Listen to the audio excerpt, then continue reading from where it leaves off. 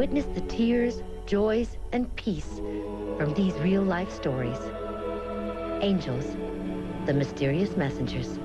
Next.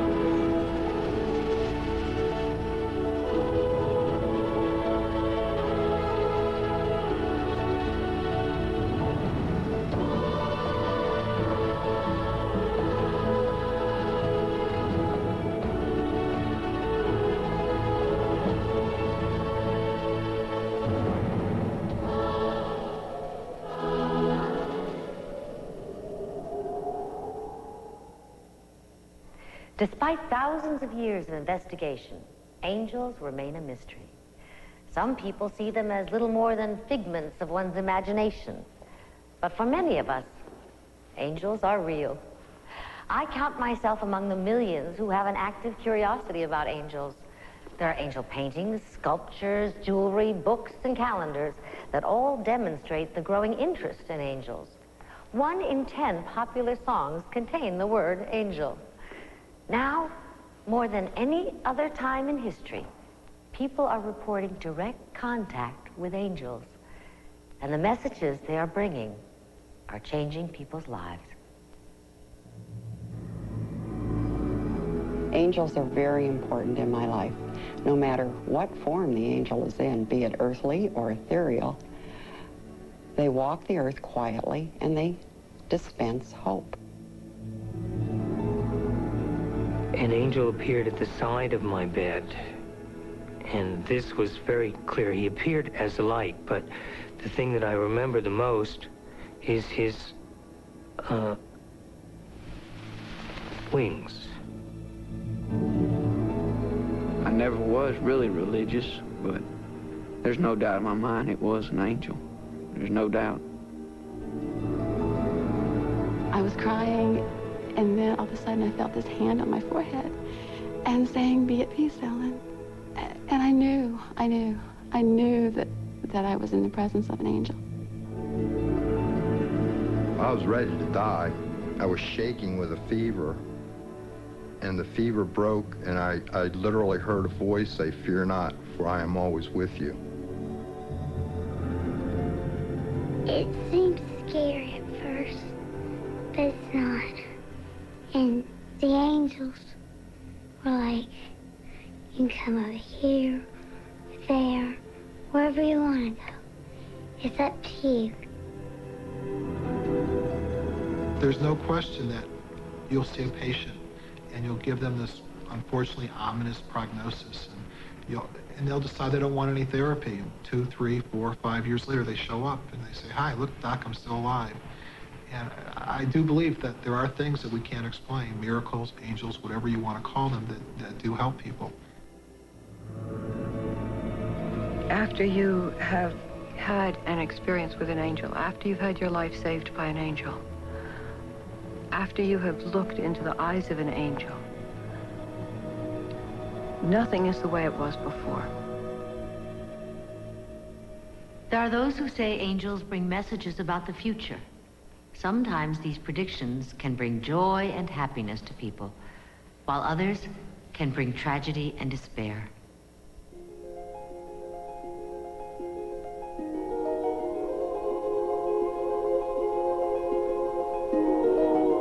We were so close as a family. What our whole life was based on was our family. And to lose an integral part of it was absolutely devastating. On August 18, 1992, Tragedy struck the Moore family, taking the life of their 15-year-old daughter, Tara, in an automobile accident near their home in Laguna Hills, California. But the Moores say this tragic event was foretold by a series of angelic messages. 2 or 3 months prior to the accident, I said, our life's going to change. I mean, I didn't know what I meant by that. I said, I feel there's some change in the air. Sandy and Kirk Moore noticed a change in their daughter weeks before the accident. Tara had become passionate about angels. She purchased an angel book, and it was her Bible. She carried it with her. We have the copy all dog-eared and tattered, with notes to her angels. We found in her notebooks from school, she would ask questions of her angels. I mean, here we find math problems, and on the next page, you know, angels, what do you think I should do about this? Angels, help me with this. An angelic force seemed to be guiding Tara in a new direction. We noticed some things that occurred that were very, very prevalent during the 2 weeks preceding the accident. There was a teen camp that Sandy went to with both Tara and her younger sister, Deanna. At camp, Tara had painted 2 little ceramic angels for us, one with a tear in its eye, which wasn't like Tara. And in fact, the kids at camp were calling her the angel girl. Angelic messages continued to pour into the Moore home. When Tara returned from camp, she gave her sister Deanna her beloved angel book. I remember the joy in Deanna's eyes when she told me that. She said, Mom, Tara gave me her favorite book and told me she'll always be my guardian angel. I know that she believed in angels a lot, and, you know, I was her little sister, so of course I wanted to believe in angels too.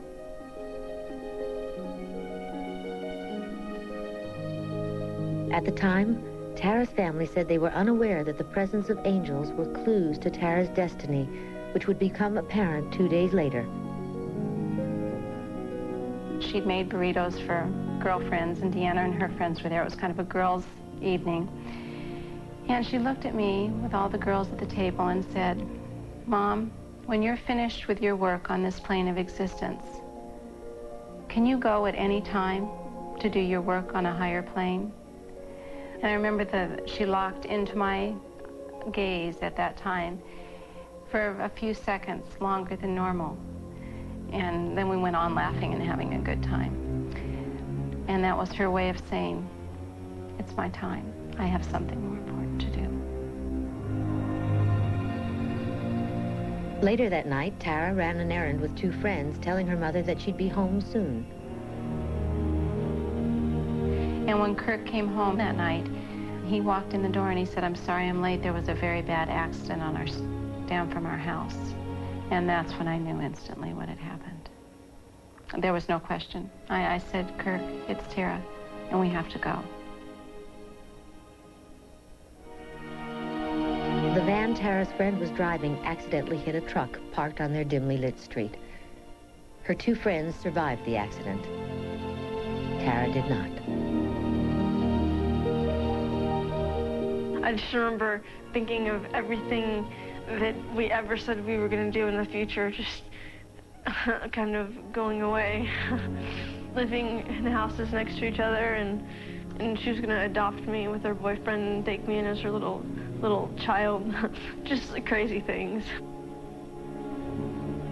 The Moores were devastated by Tara's death. But the following morning, they discovered even more angelic clues.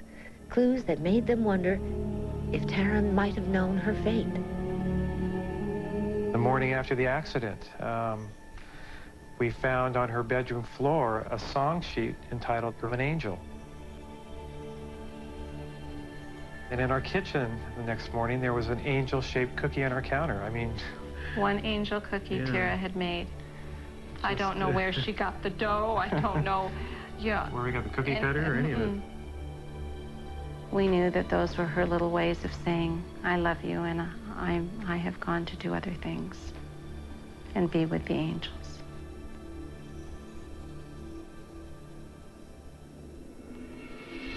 The Moors will forever remember Tara as the little girl who was always 10 feet off the ground, who sang and danced and filled their lives with joy. And now, through their agony and sorrow, they have received the gift of comfort from Tara's angels. One of the greatest gifts in my life was the relationship that Tara and I had.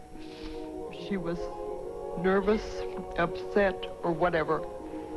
And I would always say, Tara, I'll walk you through this. It was one of our expressions. Since her death, the Moors believe that Tara has become the family's guardian angel. Tara's grandmother remembers one evening when Tara appeared before her in a time of need. This particular weekend, Sandy, Deanna, and Kirk had gone to Arrowhead. They got to be 2 hours after they should have been home, and I was getting kind of hysterical. And I look up, there's Tara in a little outfit that she had and knew I liked. And she said, I just came to walk you through this. They will be home. And then there was a little swish, and she was gone. Now, through Tara's death, angels have altered the course of the Moors' lives forever. We were so touched by all the angel signs Tara had left us that really became our focus. People started giving us angel gifts and books, and angels started filling our lives. The Moors took the presence of angels in their lives as a sign. Both Sandy and Kirk quit their successful careers, and putting their faith in angels, they opened a business in honor of their daughter called Tara's Angels, a gift store located in San Juan Capistrano filled with every type of angel gift one could imagine.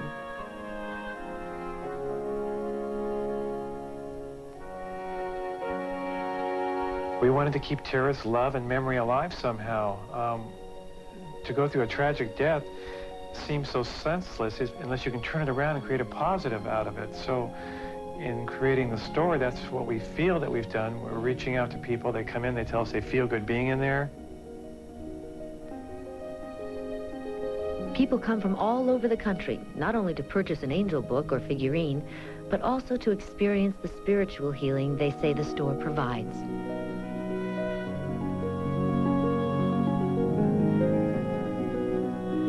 A man had come in and he'd lost his wife.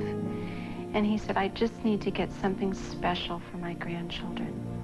And so we talked and touched again. So that's how, in our day, how the story and the healing and the angels help heal people's lives. We don't feel we've lost her. I know Tara and her angels have such a large significance in our life now and the life of many other people too. It was time for her to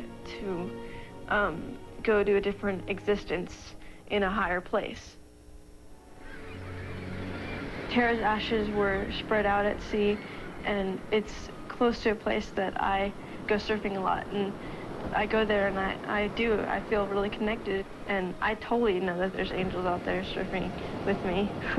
You know, my board's long enough to fit an angel.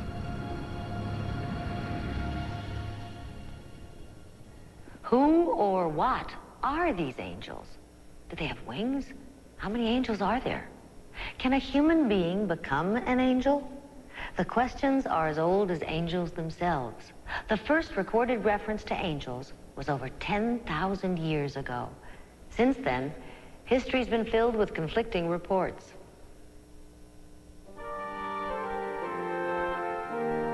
The word angel means messenger of God, a necessary link between man and his maker. God is too awesome, too powerful, too overwhelming to come to face to face. It is said in the Bible, of course, that man cannot see me face to face and live, as God said to Moses. And I think angels, at the very least, represent a psychological need to have a buffer. In all of the great religions, angels play an important role. In Judaism, it was angels who guided Abraham and who helped lead Moses to the Promised Land. In Christianity, it's the Archangel Gabriel who announces to Mary that she'll bear a son, Jesus. And it's the angels who rolled away the stone from the tomb and accompanied Christ to heaven. In Islam, angels are said to be present in the mosques, recording the prayers of the faithful. And it was Gabriel again who appeared to Muhammad and dictated the Quran to him.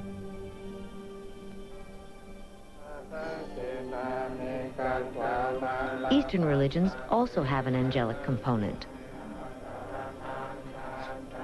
There are angelic type images in Buddhism, and I would say that most religions have figures that are extraterrestrial of some sort.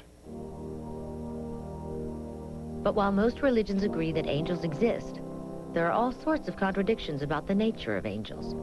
Take the question of wings. In the Old Testament, angels frequently appeared without them.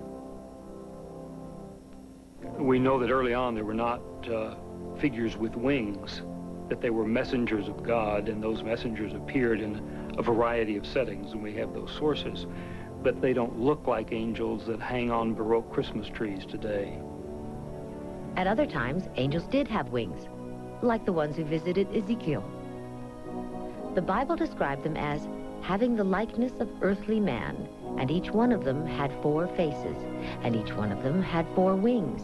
Their appearance was like burning coals of fire.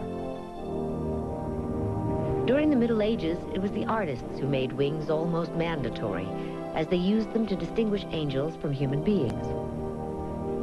Whenever a being has wings, and it's no great mystery, you don't have to be a brain surgeon to figure this one out, the wings suggest rising, you know, a kind of being, the capacity to fly, to be in the air, to be off the level ground that we live on. So there is a kind of transcending of ordinary life in the angel. I think that's an important figure. Another puzzling question has been the number of angels.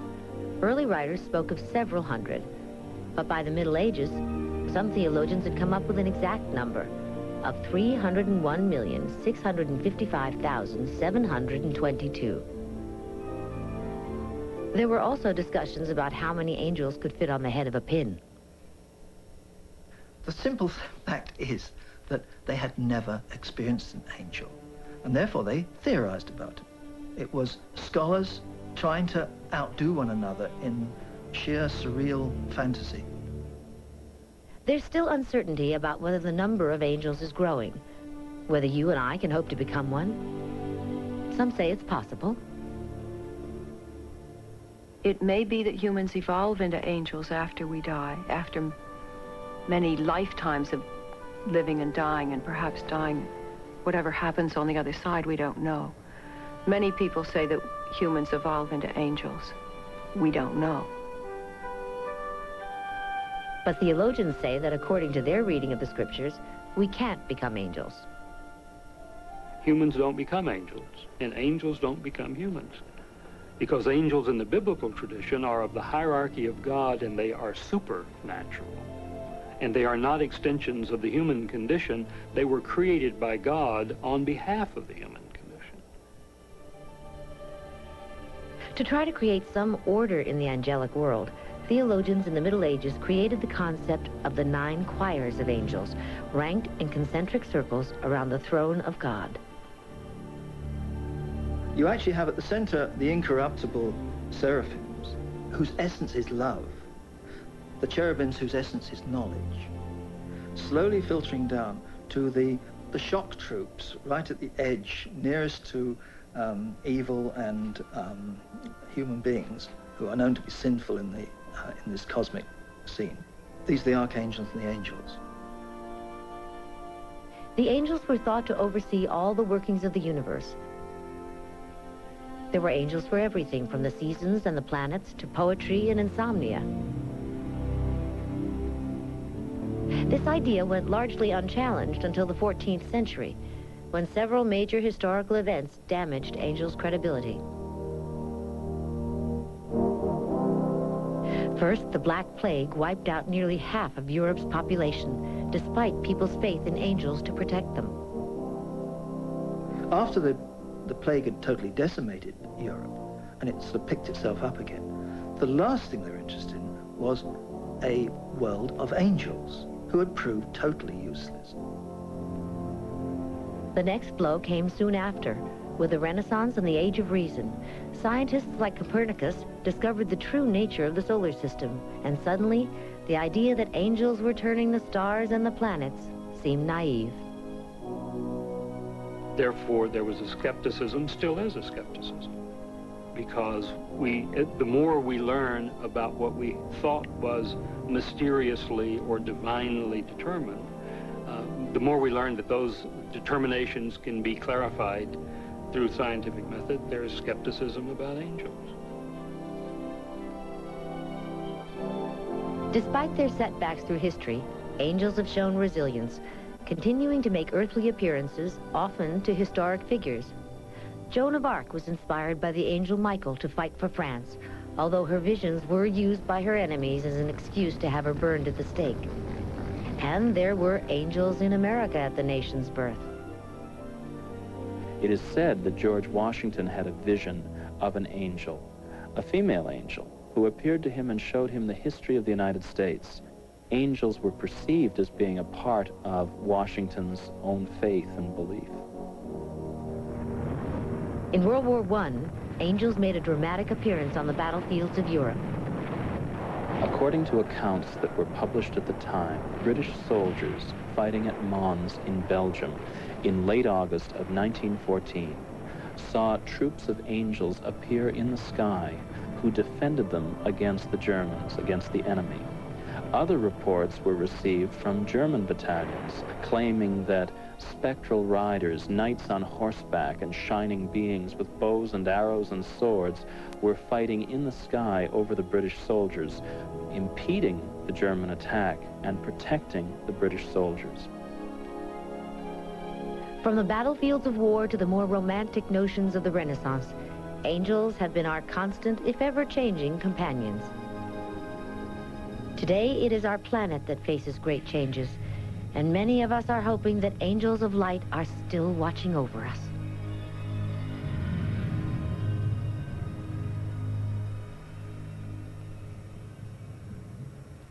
As science explained more and more about our universe, the role of angels in our lives seemed to diminish. But despite all the scientific discoveries, the fascination with angels is greater today than ever before.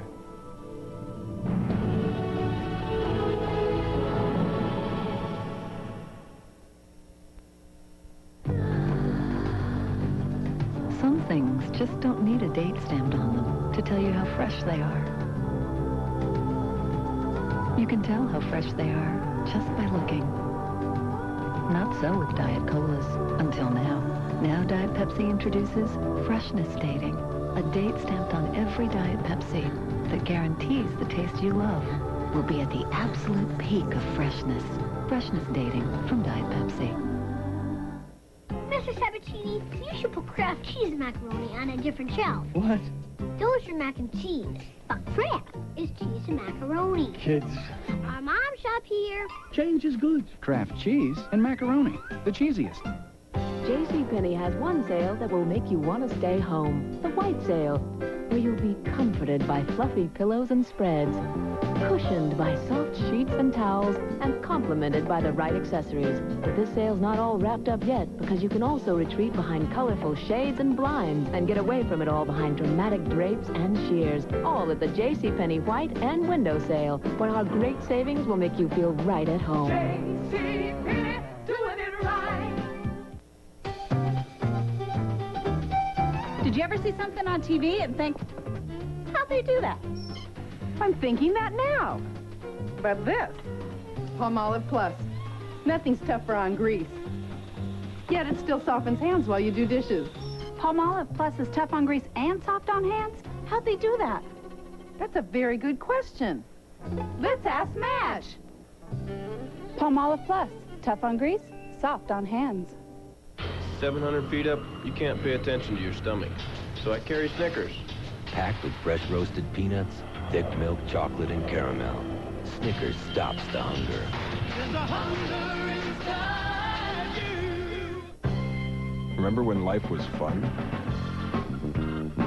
All you had to do was pick a car and take a spin. Now the four-door Acura Integra can take you back. So bring your family, or earn them along the way. The Acura Integra Sports Sedan. Because the object of the game is to have fun. For ages 16 and up. Alien abductions. Sounds ridiculous, but could this Harvard professor and these abductees make a believer out of you? Jane Pauley, Stone Phillips, an all-new Dateline tonight. What would you do if your child is accidentally shocked? But a second is all it takes. What would you do if your child caught fire? Stay calm. NBC presents a safety test that could save your child's life. For your child's sake, be prepared. Corbin Burnson and Amanda Pays host this important all-new special in a split-second NBC Friday.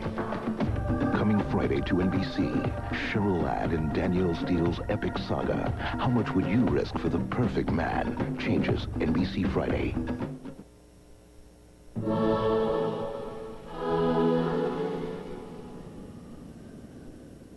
Guardian angels can appear in many different forms. They can disguise themselves as a dream, a feeling, or sometimes a voice. They can inspire us or save our lives, but only if we listen. The angels come. They don't like to be seen. They want disguise. They're not going to break in and intrude on our sense of reality. So they'll come as visions, as voices, intuition, the little tap on your shoulder that says, go here, don't go here. So that little intuition is an angel voice whispering, or the guidance of the angel wing. Songwriter Becky Hobbs inspires audiences with her singing, but the voice that saved her life in 1986 was the voice of her guardian angel. I started having premonitions a few weeks before Christmas that I was going to be in a bad vehicle accident. And it would hit me right when I was getting ready to go to sleep, that stage that you're at right when you're drifting off to sleep. And then all of a sudden, boom, I'd be in some crash, and I'd sit up straight in bed. I'd be sweating, my heart would be pounding, and I'd have this awful feeling of despair. The messages continued until the eve of Becky's 29th birthday. My birthday was on January 24th, and I was up all night making goodies for my party. I was in the kitchen, and I had this feeling. It was just like somebody was tugging on my sleeve. Something pulled me out into my front yard, and I looked up in the sky, and I just said, what are you trying to tell me? What do I need to know? And then this loud, loud voice said, be careful, this may be your last birthday. The very next day, January 25th, I got in my van with my band, and we drove to Albertville, Alabama. We played a show, a policeman's benefit, early in the evening. We had just finished the gig, and we were going back to the hotel, and it was kind of a misty, foggy January night. It was a trip like any other until Becky once again heard the voice from the night before. In that instant, the voice and its chilling message became clear. Becky knew the approaching truck was going to run the red light. All of a sudden, I knew this is what they were trying to tell me last night. This is it. It was that same feeling of distress. And the light turned green, and then I hear Becky scream, Ranch, look out.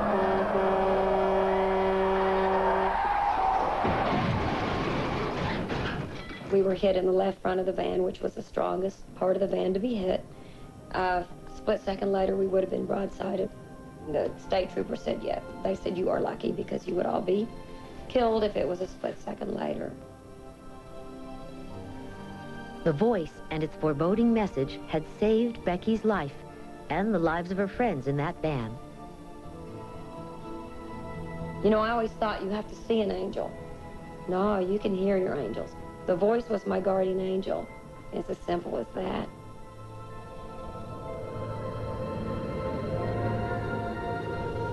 Angels are formed of light, and they can take any form they want.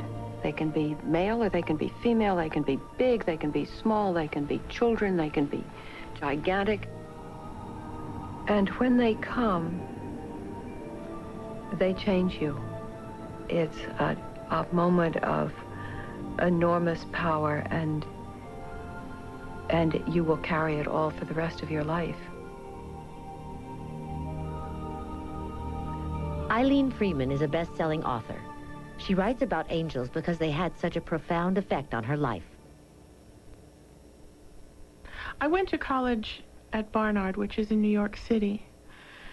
And one day I was going uptown a few blocks to visit a friend of mine. As Eileen walked down the street, she experienced a strange sense of foreboding. I thought, as anybody in New York thinks, that perhaps somebody is nearby who's going to harm you, or that you're about to be mugged, frankly.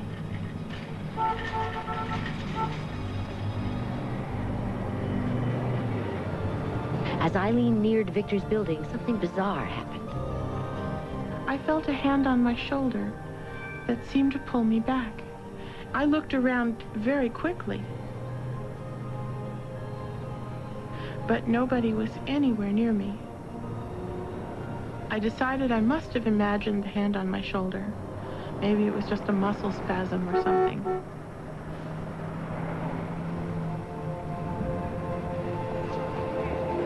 There was a small flight of stairs that led up to the lobby door. And as I put my right foot on the step, I felt the hand once more. And it was stronger this time. It literally pulled me back. It pulled me back off the step. And as it did so, I heard a voice. And it said, "It would not be wise for you to go in there just now."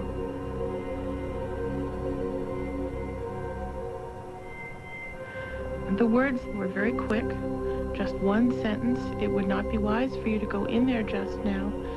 But as I heard the words, I felt a shiver of something I couldn't quite define. Frightened, Eileen crossed the street to a church. She sat down, trying to make sense of what had just happened. In a moment, she was overwhelmed by a startling memory. And I can't tell you how, but I recognized that voice as the voice of my guardian angel. Eileen suddenly remembered how devastated she had been by the death of her grandmother when she was just 5 years old. Eileen was afraid that her grandmother had loved her so much that she might come back and take Eileen with her. So afraid, in fact, that she couldn't go to sleep. Awake, in the dark one night, Eileen watched as an eerie light began to form at the foot of her bed. And at first I thought it was the hall light, but the hall light wasn't on. And as I looked at this light, a figure began to emerge out of it, a human-like figure. I remember the eyes most of all because they were piercing and yet very compassionate. And he said, "Don't be afraid, Eileen. Your grandmother is happy in heaven with the people she loved." And I remember saying, "Who are you?" And he replied, "I'm your guardian angel, child. Always remember there's nothing to be afraid of." And all the fear just drained out of me as the being spoke those words.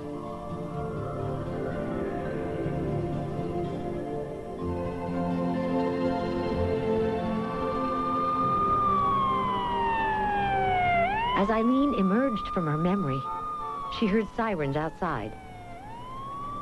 Gathering her things together, she hurried from the church.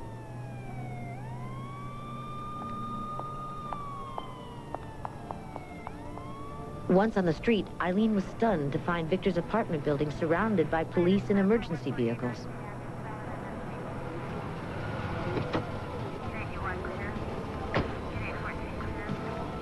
I started to go across the street, but I was stopped by one of the emergency personnel who said, "You can't go in there."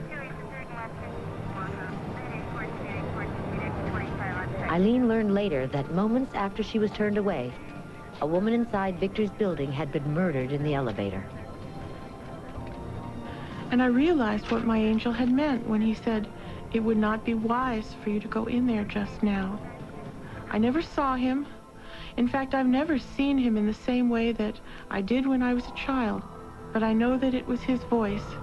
So that's when I believe that my angel saved my life.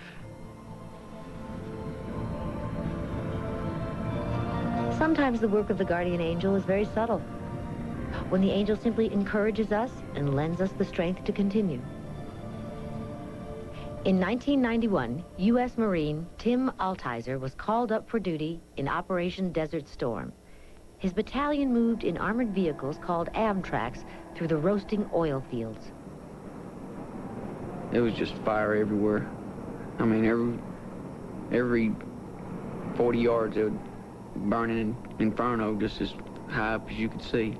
And you could feel it all the way around you, the heat in the oil fields, where you really couldn't tell if it was daylight or not. Everybody was just stressed out. People were scared, worried if our Amtrak was going to get blown up. I wasn't a very religious person. Of course, everybody kind of turned real religious when we got sent out there to the Gulf War. I mean, it was like, if you were religious, you know, you're going to be more religious, and if you weren't, you will be when you get out here, because everybody was pretty much scared to death. The terror grew as word came over the radio that their Amtrak was approaching anti-tank mines. Tim knew that any moment could be his last. I mean, we got bullets stinging off the side of the Amtrak, running over landmines, and we knew that, you know, we had walls that held our fuel, so it'd be just a burning casket if anything was to happen to the Amtrak. I was sitting in far back on the left side of the Amtrak, and I was in like a little cubby hole. I squeezed up, all my gear wrapped around me. I turned over, looked over to my left, and I seen something. I didn't really know what it was. It was like a figure, and it looked at me, and it kind of shocked me because I knew nobody was sitting there. Nobody could sit there. And I looked at it, and it looked over at me, and it called my name. It said, "Tim." It said, "Don't worry, everything's gonna be all right." And I realized that was an angel. After that happened, I turned over to my buddy, and I tapped him on the shoulder, and I said, "Do you see that?" And he just kind of shook his head like he didn't know what I was talking about. And I turned back around, gone. Soon, Tim's Amtrak cleared the minefield, and the angel's message had indeed come true. It really didn't look like the pictures that I'd always thought an angel would look like, come down with the, you know, with the wings and the halo and all. But the feeling of it was just, it felt soft. It made me feel soft for some reason. It made me feel, it felt white. The way soft, like a marshmallow, you know? That's the way it felt. Kind of put that feeling around me. It wasn't 2 or 3 hours after my angel told me everything was going to be all right, the war was over. I believe I'm being protected a lot. I believe someone's really looking out for me. There's no doubt in my mind it was an angel. There's no doubt.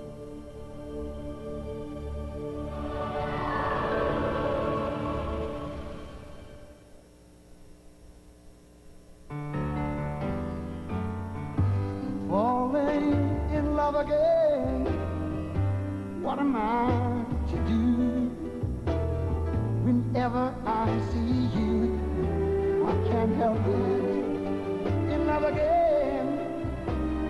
Oh, what am I to do? At Pizza Hut, now that any medium specialty pizza is only $7.99 and any second medium just $5, it's a great time to fall in love again with Pizza Hut. You can't help it.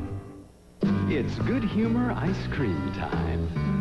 Strawberry shortcake, you're looking good enough to eat. Yeah, good humor. The name will take you back, the taste will take you away. This is a MasterCard, okay? Sure, no card is more accepted on the planet, but it doesn't make you special. Well, actually, maybe it does. I mean, right now, the Master Values program can save you up to 25% on all kinds of stuff, and even cash can't do that. You just get the Master Values coupon thingy from your statement, go to one of the stores on the list and say, hey, I got a MasterCard, how about a deal? And they'll say, for you, no problem. So I guess MasterCard really does mean you're special. Just don't let it go to your head. MasterCard, it's more than a credit card, it's smart money. Recently, there have been numerous studies done on vitamins. In fact, there have been over 100 separate studies done on vitamin C alone. Researchers have found that vitamin C, when part of a healthy, high-fiber, low-fat diet, may actually help reduce the risk of some types of cancer. But there is one thing all those studies didn't tell you. Florida oranges and orange juice are among the best natural sources of vitamin C. 100% pure Florida orange juice. To your health. Want the inside story on me, George Brett? With minor arthritis pain like mine, I need Ultra Strength Bengay. It's the only one with 3 pain relievers. And besides, doctors recommend Bengay the most. Ultra Strength Bengay, nothing stronger. Summer's just about here, but don't panic. If you get on the Ultra Slim Fast plan today, you could lose 10 pounds in a month. The plan's easy. The calories have been counted, the fat grams have been computed. You don't even have to think about nutrition. It's all in there. A shake for breakfast, one for lunch, a sensible dinner, even candy bars as snacks. So start today. By the time the weather heats up, you could look really hot. Ultra Slim Fast. Come on, start today. You could lose 10 pounds in a month. Angels, the mysterious messengers, will continue in a moment. A dictator in a crumbling nation lives in luxury, huge palaces, priceless antiques. Guess what? You pay the tab. Jane Pauley, Stone Phillips, an all-new Dateline, tonight.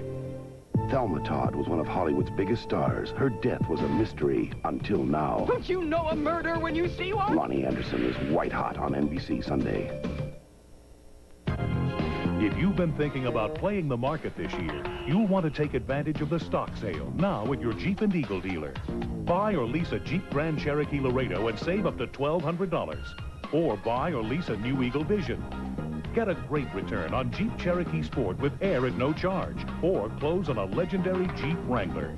But don't delay. With deals like these, there's sure to be a run on our stock. Now, no payments until August. Those boys from Continental Airlines have gone completely off. First, they come around here inquiring about my peanuts, claim they're going to fly people for peanuts. Now they say I can bring the missus with me for just a penny. Purchase a Continental Peanuts fare round trip, and for a penny more each way, you can bring along a friend. It's called Add a Penny, Add a Pal. Flying for a penny? Those boys have been spending too much time up in that thin air. Add a penny, add a pal. Only on Continental. Ford Probe GT has been called the most cost-effective rocket coupe. The best value in the hot sports coupe class. And the affordable master of multifunctional fun. Ford Probe GT, the most award-winning sports coupe in its class, is now even more affordable with 2.9% APR or special low lease terms. Ford Probe, an affordable front-wheel drive sports coupe. What a concept. Don't get your oil change till you've seen BZ's next I-Team report.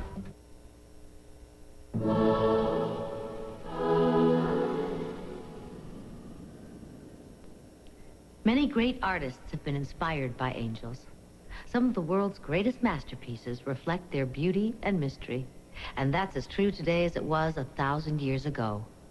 One man so inspired by angels created the masterpiece of his life.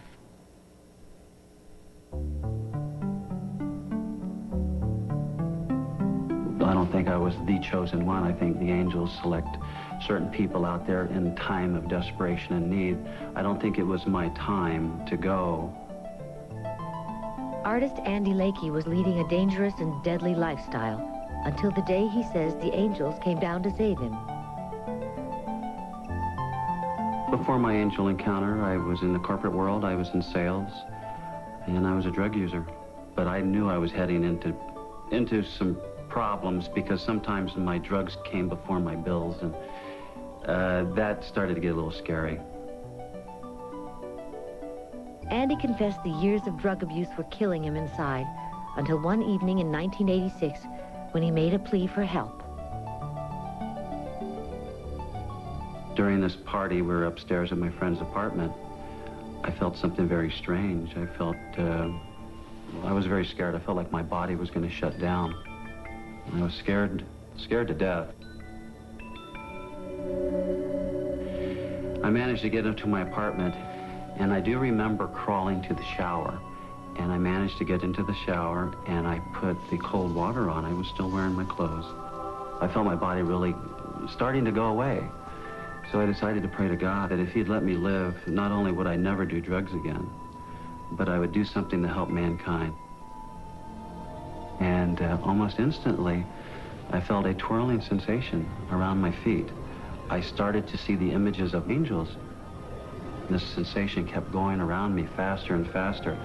These angels came towards me, all as one, and put their arms around me, and I was protected. I wasn't hallucinating. I felt my body dying, and as this twirling experience happened around my feet and coming up to my chest area, I just felt a sense of peace. After Andy's angel encounter, one of his friends from the party found him frozen in the shower and rushed him to the hospital. The doctor said that I could have died real easy. He said that there was enough cocaine in my system to kill me. Was Andy's angel encounter real, or merely an hallucination from the drugs? Something more than a hallucination happened. There's many people that take drugs and they see angels and they have these experiences, but it doesn't make them stop. Andy's experience is similar to a near-death. He got so close to the point of where he could have died. The angels came in, it made such an impression on him that his entire life changed. Andy believed the angels gave him a second chance. The next day, he quit cold turkey and replaced taking drugs with drawing angels. What I really did was work, and instead of going home and doing drugs, I'd draw my angel, sometimes for hours, and try to get the image exactly the way that I had felt and seen the angels in the shower. Andy said an angelic force was pushing him to paint his angels on canvas, but he had no skills as a painter until 1989, when the angels appeared before him once again. It was like a little subtle ball of light. It came right at me, and it hit me right in my forehead. There's a real shimmering feeling. And I was communicating with three angels, and they were just communicating to me, giving me different types of information. And one was my art technique. And that's how I started off. The next day, I started my paintings, and that's how it started. Before disappearing into the clouds, the three angels told Andy they would visit him again in the year 2000. By that time, he must have completed 2,000 angel paintings, representing each year since the birth of Christ. They just basically told me, not in words, just paint, and we're going to take care of the rest. You have a kind of a mission. Andy didn't know what his mission was, but he quit his sales job and miraculously began to paint three-dimensional angels on canvas. It was my angels that gave me the skill to create the paintings. I have figured out how to manipulate the paint through this meeting with my angels to make it last forever. Art critics and the news media eventually got wind of Andy's angel paintings that were thought to contain secret symbols and messages on durable raised surfaces. I said, Andy, these paintings are so interesting. Can I touch them? And I turned to Andy and I said, Andy, you should paint for the blind, not just for the sighted, because your paintings have a message that is delivered visually and is also delivered through the sense of touch. At that moment, Andy said, he realized what the angels wanted him to do. And it's kind of like a light bulb went off. My job is to quit drugs and to do something to better mankind or to help mankind. So I figured I would like to start donating my paintings to help children. Since then, hundreds of humanitarians have purchased Andy's paintings, by donating funds to charities for the blind. Stevie Wonder and Ray Charles are among his collectors. The very first person to respond was the Pope. And the Pope said he'd be honored to have one of my touchable angels in the Vatican. Andy believes the angels have given him the gift of life, so he in return has given back the gift of art. There's the chin. Here's the leg. You gotta sit down a little. In the past, the only way to appreciate art for a blind person was the touch of maybe a sculpture. I have recently created my animal paintings. Oh, you found the kitty cat. Once you're around 4, 3, and 2-year-old little blind children, and all the love their parents have and all the love the children have, and plus they love my little painting I made for them, it just opened up a whole new world for me. Along with his animals, Andy says he's determined to finish his 2,000 angelic paintings before his next meeting with the angels. I know it's going to be the year 2000. I'll have to wait until 1999 when I finish the last painting. It'll be December 31st, 1999. Right at midnight, I'm going to stroke the heart of the last angel. It'll be angel number 2000.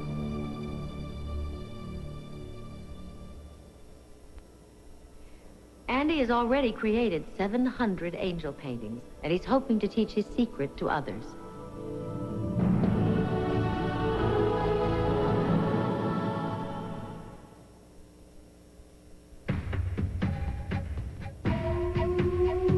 This is the planet Earth.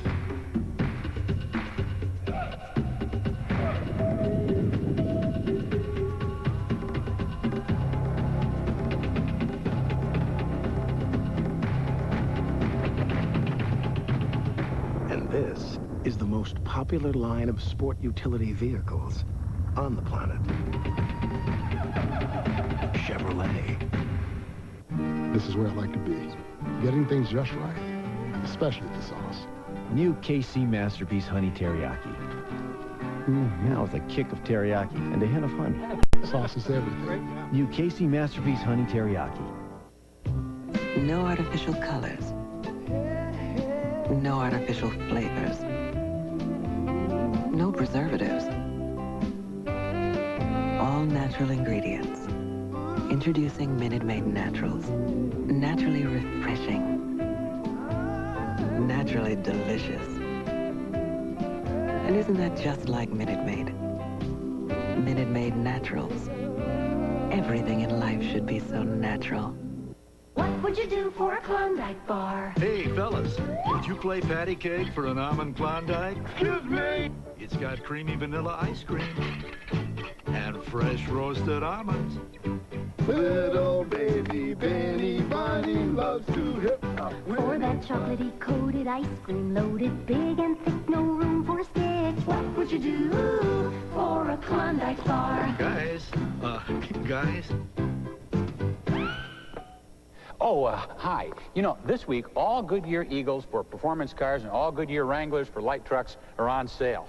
Heck, I think this says it all. On sale Wranglers, Eagles, Goodyear, all on. Okay, 2 scoops of raisins make Kellogg's Raisin Bran taste so good, people forget it's good for you. What do you think? It's delicious. And? It tastes good. That's the same reason. He stole my answer. And it's not an answer. I agree with them. It tastes great. Okay. You got the first part right. Kellogg's Raisin Bran tastes good, but... Good for us! There are 2 reasons to eat Kellogg's Raisin Bran. The taste. And? Wednesday on an all-new Unsolved Mysteries 2-hour special. Was this girl saved by an angel? Something strange happened. Capturing Bigfoot. I've seen one. I know it exists. Why is the government looking for him? And her sister can save her life. The end is coming. Do you know where she is? All new Unsolved Mysteries 2-hour special, NBC Wednesday. He swore to uphold the law, but now vengeance has replaced justice. He coerced the witness. She perjured herself and destroyed this case. But when the witness is murdered, Stone delivers his final verdict. Resignation from you. Do you want to do this? Be there for his last case, the season finale of Law & Order, NBC Wednesday. Thursday, America rushes home for NBC's must-see TV. It's a mad dash to see Mad About You. Who'd want to miss that? They'll do anything to catch wings. It's insane! And look at them go to see Seinfeld and Frasier. I can't believe this. NBC says don't get tripped up, America. Get home early for must-see TV Thursday. Problem solved.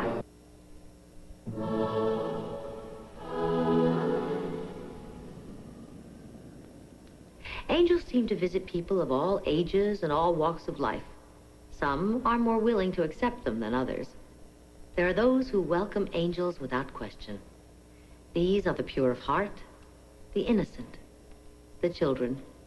But even these experts have very different perceptions. An angel is a person that flies. Angels come in all different colors. You can touch them, but you go just straight through them. Some are black and some are white. Well, they're supposed to be like really beautiful and perfect and colorful. Some are sort of red. They're like air and light. I mean, if you kick them, you won't hurt them any. I mean, they'll get mad at you, but they won't get hurt. And you can't really see angels, but you know they're there. What they do is they help the new angels I think they help the new angels who have risen from the dead. Angels are people, spirits who help you. It's kind of like touring a new kid around at school. And they only come down to Earth unless they're on a mission. They help you think and they help you do the right things. If you're hurt or something, like you're about to die, maybe an angel will come and help you. For most children, these whimsical creatures provide food for hungry imaginations. But for others, they are the messengers with the answers to some very adult questions. Mallory Shreves was diagnosed with an incurable form of cancer. Mallory was only 9 years old, and she was afraid to die. After almost a year of treatment that ravaged her body but left the cancer untouched, 3 angels appeared in her dreams. They had come to comfort her. They had come to help her understand. They had come to help her die. She went into the hospital to have experimental chemotherapy the night before. She had her first dream, and she said that she had dreamed about these angels that came to see her. There were 3 of them. She was telling us that they took her on a trip to visit heaven, and when she told me this, it was like, you know, is this for real? But then when you got to listen to her and she started telling us about it, it was like, you know, this is for real. Well, see, I'd be sleeping, and they'd come and see me. They wouldn't show me their faces, but they were so pretty. The first time, we just sat there and talked. And when she was telling me everything, it was so real to me. She was excited about it. She was more energetic and animated than I'd ever seen her. And so I got really excited because I thought, this is wonderful that this child's getting to see the angels.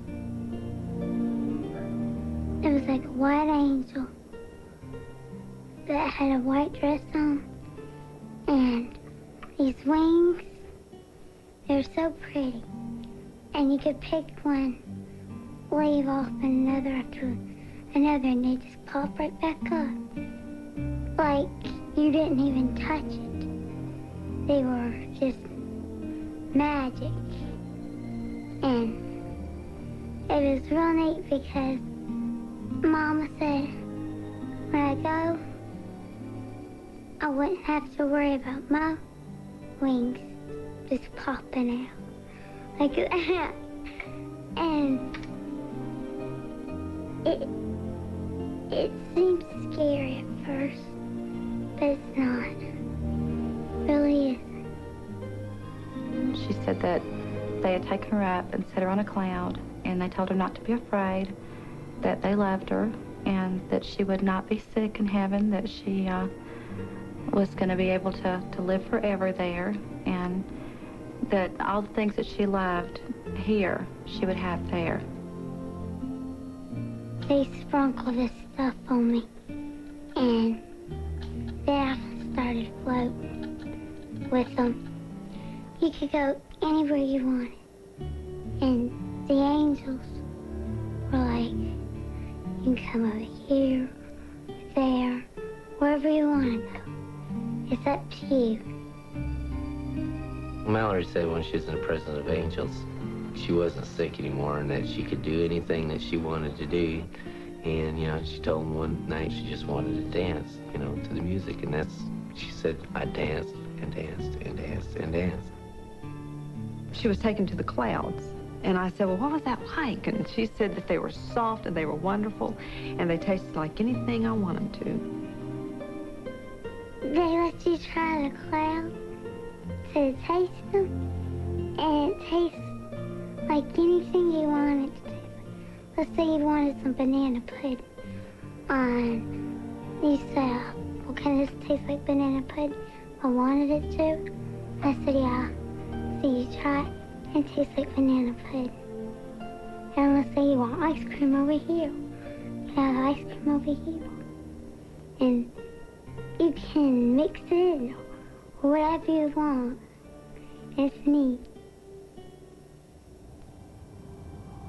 She mentioned fairyland, going and coloring and running and dancing and just being able to be the normal child that she was before the illness came. And that was the main thing that made her the happiest, I believe. That really proved to her that she was gonna, you know, that there was actually something there besides just death itself.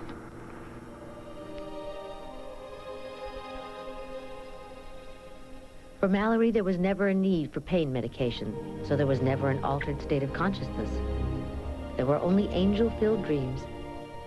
Dreams to help her cope with dying. Dreams she wanted to share. She wanted to do this television interview in hopes of offering some comfort to other children coming to terms with death.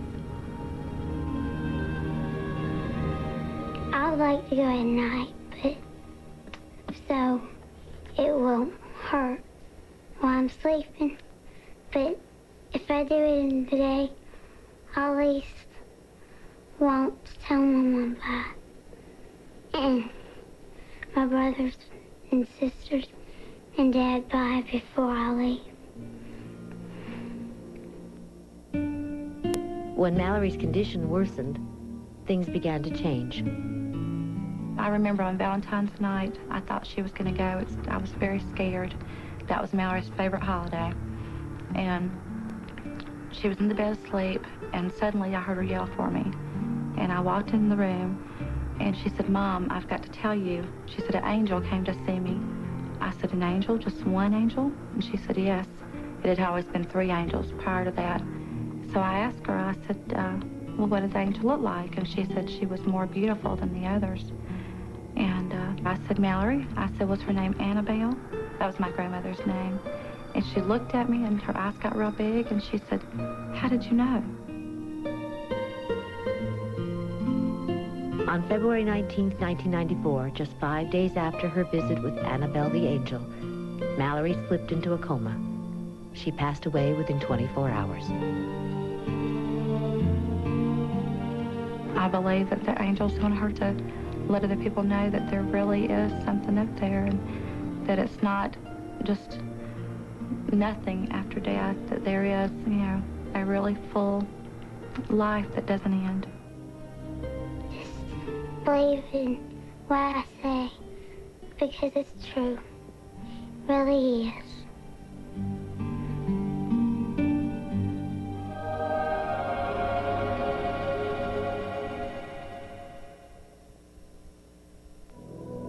The comfort of a luxury car. The fuel efficiency of a compact car. And the performance of a sports car are at last in one car.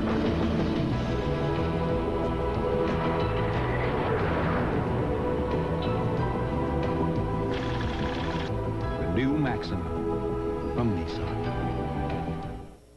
Burger King introduces one burger that eats like two, the new Mega Double Cheese. 1/3 pound of flame-broiled taste for the everyday value of $1.99 at Burger King. We may not be the world's #1 fast food place. It just tastes that way. Being married to a dentist, we're always getting free samples of toothpaste. But what do? I buy Mentadent. Introducing the Refill from Mentadent, the only fluoride toothpaste with baking soda and peroxide in a pump. This is great. You pop this out very simply. There's less plastic. You pop the new one in. It has the ingredients my husband feels are essential, and I save money.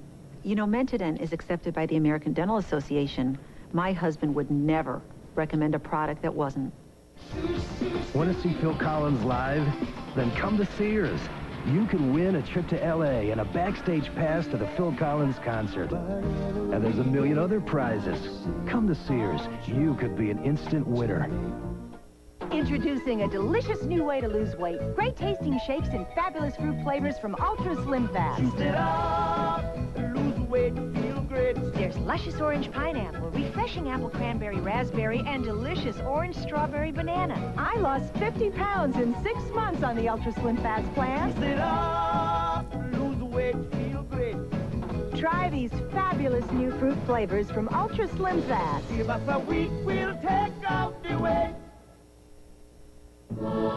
Angels, the mysterious messengers, will continue in a moment.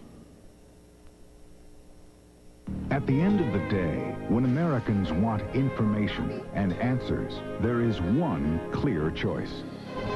This is NBC Nightly News with Tom Brokaw. Good evening. We begin tonight with important economic news that could have a major impact. Get close. Get answers. NBC Nightly News with Tom Brokaw.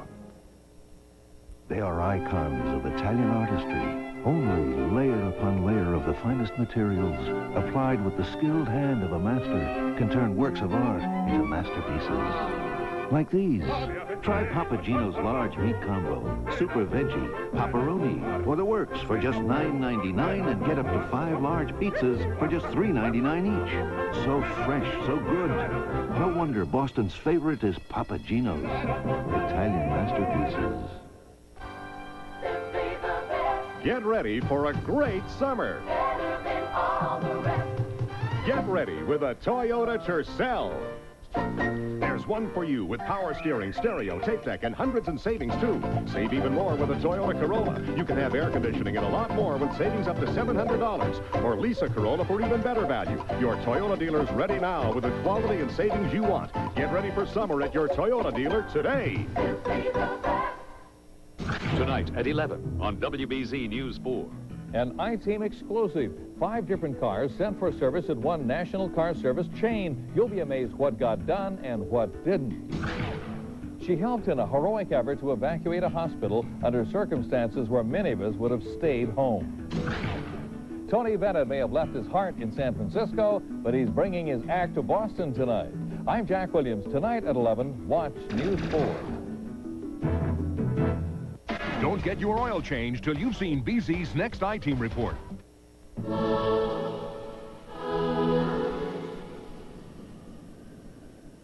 A 1981 Gallup poll reported that more than 20 million people have survived a brush with death. 8 million of those claim to have had a near-death experience, during which they were bathed in a spiritual light before they were resuscitated and brought back to life. Their eyewitness accounts are filled with reports of being met by angels on the other side.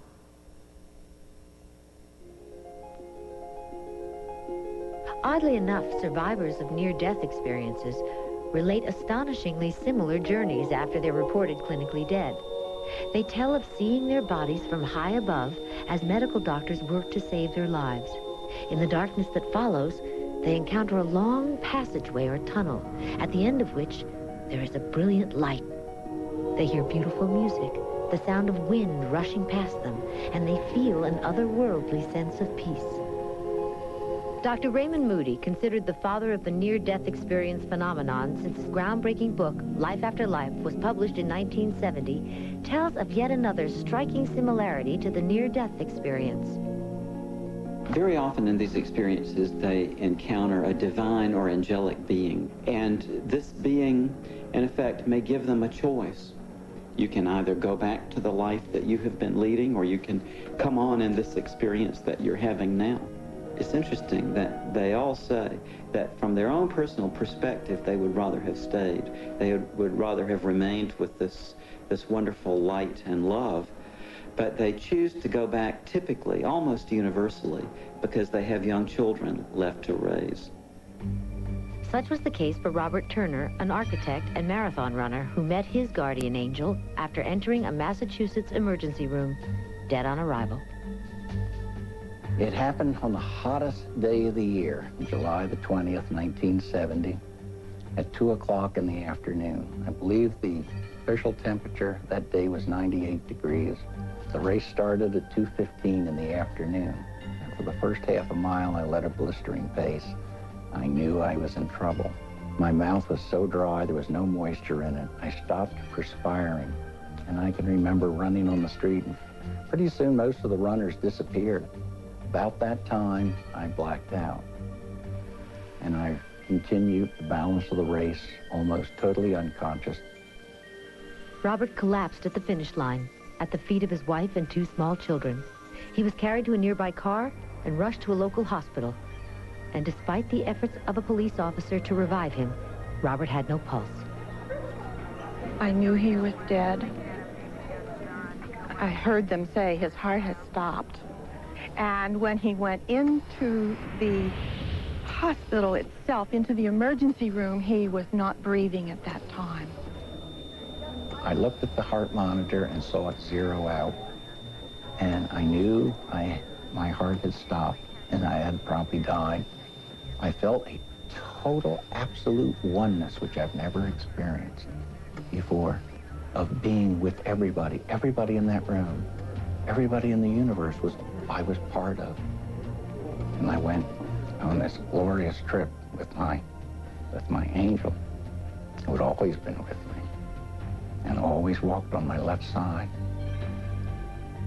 And I knew his name was Joseph.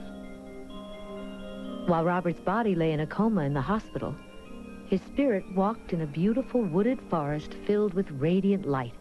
It was there that he encountered his guardian angel.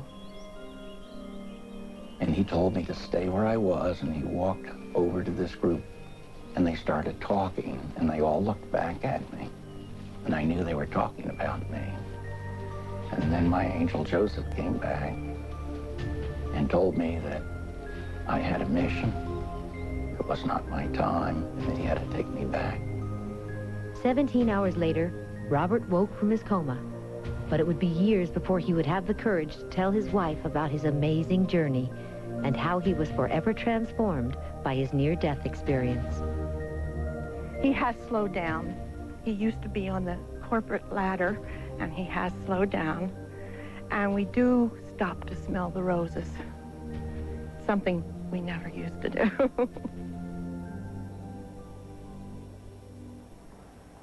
Dr. Melvin Morse, pediatrician and author of the best-selling book Closer to the Light, is the leading authority on children and near-death experiences. Over the years, he has collected hundreds of stories of children and their angels and the drawings they've created to describe their encounters. One of the most amazing stories is that of Jamie Untonen, who at 5 years old entered the emergency room in full cardiac arrest. Jamie came as close to dying as you can come and still be revived given today's medical technology. If it had been another 10 minutes, she would not have lived. She was immediately taken to our trauma room. Of course, an IV was started. She was given oxygen, and then her heart stopped beating. And so she received a full cardiopulmonary resuscitation. In other words, she was clinically dead. While she lay on the table, Jamie says she floated out of her body and saw herself from high above. I went to heaven, and I seen God and angels. God talked to me, said it wasn't my time to die. And he said that my mom's gonna have a little boy. So I had to go back down and help my mom with my little brother. And then I flew back down my body, and I woke up and I was in intensive care. And I asked her if she could draw a picture of what she had experienced. And she drew a striking picture of her, first of all, being on a hospital gurney, And she had every detail of her own resuscitation accurate in her drawing. And clearly these are details which I don't think she could have invented from, you know, watching too much TV or anything like that. This is where they're working on my body. And then that's when I floated up. And that's God, and these are the 3 angels. It has given her a sense of validation. She now believes that what happened to her was real, and she's now sharing that with other children who are seriously ill or who are dying of cancer or other fatal diseases, and helps to comfort them about the process of dying. Many near-death eyewitnesses report that their angels actually gave them a choice of whether to go with them or not. A dramatic example of this was the case of Dr. Ron Kennedy, a San Francisco physician who survived a brutal knife attack in which he was stabbed more than 13 times.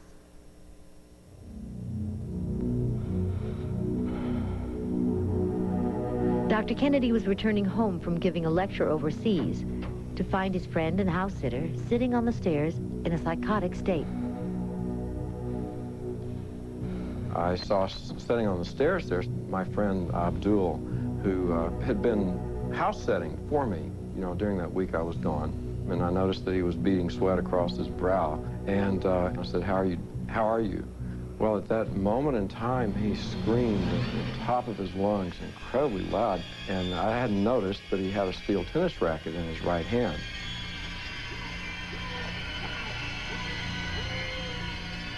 And then there's a break in my memory, and I don't remember anything until, I guess a few moments later, waking up on the floor. And then I noticed that he was swinging what turned out to be a dagger. And it appeared to me that I really didn't have a chance, that he had gained the upper hand, and that I was going to die. And as I looked over his shoulder, I could see a kind of hallway. And you know, I don't have a hallway in that part of my house. And at that moment, time stopped. Where the hallway had been, there appeared a light. And then it began to take on the characteristics of a kind of personality. And then it gave me a question. And it shot a question. I have to say it this way, it shot a question into me, like an arrow into my chest, not with words, but with just the heart of the thought itself. And the question was, will you come now or later? And I wanted to know what might be next. And on the other hand, I could see aspects of my life which were just clearly unfinished. I had a 3-year-old son at that time. I was full of his spirit, and it was his presence which really made the decision. It was, heck no, I'm not leaving this now, I'm not finished.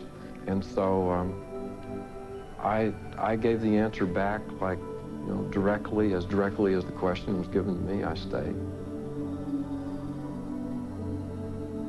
It was 10 years before Dr. Kennedy was able to speak about his near-death experience and to then be able to understand what he had seen and felt. After this, it occurred to me that, you know, the love from this light was so overwhelming that this life must have something to do about learning love like that, you know, learning to love like that, or learning, perhaps even more to the point, learning to be loved like that, to actually experience the love that people have for us. Ron's story has been used by counselors to give comfort to families of murder victims who feared their loved ones died alone and in pain. If this light could appear to me in these circumstances, and I was being murdered, and yet I was not going to die alone, that was plain. And I was going to die in a sea of enormous love. And so, you know, if I had anything to say to people, I guess it would be, you know, those people you love who have died, and maybe in the most extreme circumstances. If my experience is any indication, those people did not die alone, as you would fear that they did. You know, they died with great love around them. There are often times when modern medicine can't explain a spontaneous cure. Many people believe that angels come to those who are sick and dying to save a life or perform a miracle. In January of 1981, my husband, Chris Deal, was diagnosed with acute lymphatic leukemia. Chris had just gone through a series of chemotherapy that pretty much wiped him out. He could not walk alone. He was not eating at all. He was sleeping 24 hours a day. Unless you physically came and moved him or woke him up, it was pretty obvious that he was losing the battle.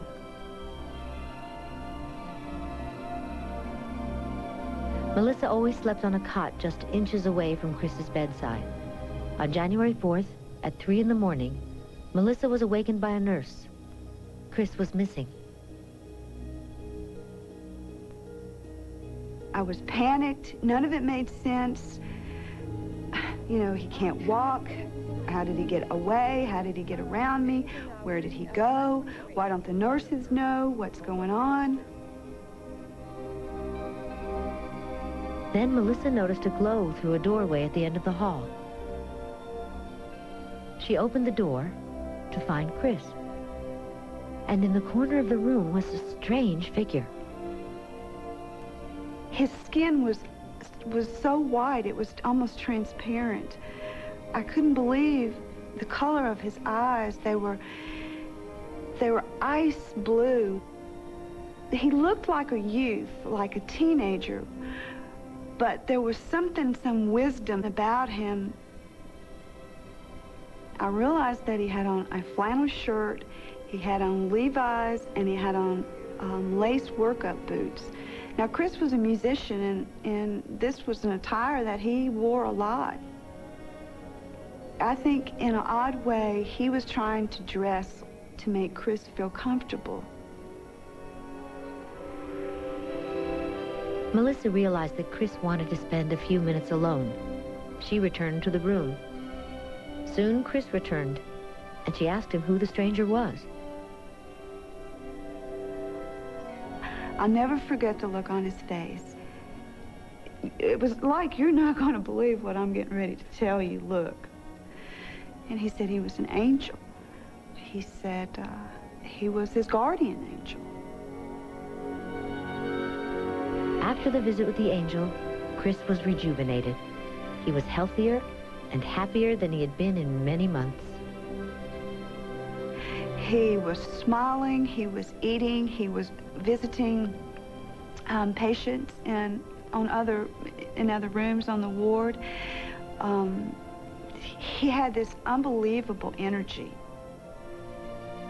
There is a sense about him that is totally changed. When I had seen him before he went to bed, this was a man carrying around a weight of a terminal illness. And then the man that came in the room was like the young, healthy man that I had married.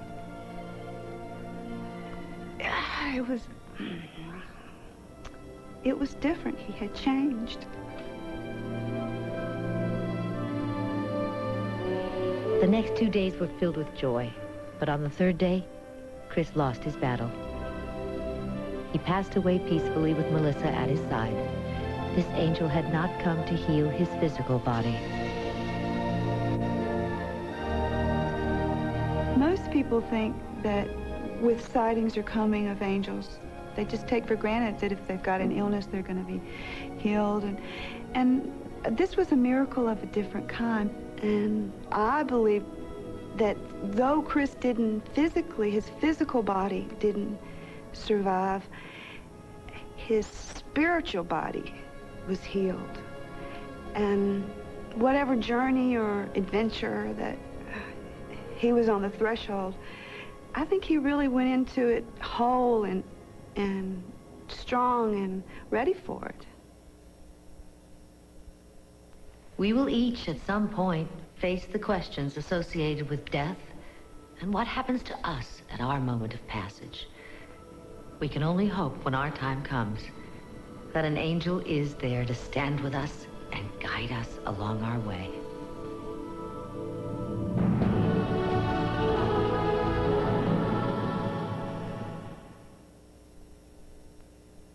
Just Stay a whole week at the lake? And it's allergy season. All that fishing. All that ragweed. Spring in the air. Water in my eyes. Awake with the sun. Awake with sinus pain. Need strong allergy relief that's better than the leading prescription? A new study shows it's Tylenol Allergy Sinus. Hey, maybe we can stay an extra week. Tylenol Allergy Sinus. Better relief than the leading prescription. I got a problem. Poor baby. Yeah, watch. Well, I've got a solution. Country Crock spreadable sticks. Yeah, they spread easy, straight from the fridge. Very spreadable. Very edible. New Country Crock spreadable sticks. Spread easy, straight from the fridge. Tough day, huh, kiddo? We're doing fractions and math. And Gracie Gibson kissed me on the playground in front of everybody. Ah, sounds like you need a bedtime story. Mom. Car chases? Cool. When your day needs a little turnaround, Blockbuster has 9,000 ways to make it a Blockbuster night. How about another story? Yeah, I got one. With boys kissing girls. Room service. Ooh, cappuccino. New Italian cappuccino from General Foods International Coffees. Mmm, delicious. Like that time in Italy when we met. Yeah, you wanted to come over to my table. I just wanted your cappuccino. Well, you got it. Rich, creamy tasting coffee with the flavor of Italy. So you just love me for my cappuccino? Can you blame me? Celebrate the moments of your life. New Italian cappuccino. Stop blow dryer dry out. If your hair suffers from blow dryer dry out, get new Neutrogena Heat Safe. Spray on Neutrogena Heat Safe before blow drying and stop blow dryer dry out. New Neutrogena Heat Safe. You'd expect a $40,000 luxury sedan to be tested like this. To some of the most rigorous standards of quality. In some of the most advanced laboratories in the world. But the fact is, at Chevrolet, we don't make any $40,000 luxury sedans. We just test them that way. That's what makes a car a genuine Chevrolet.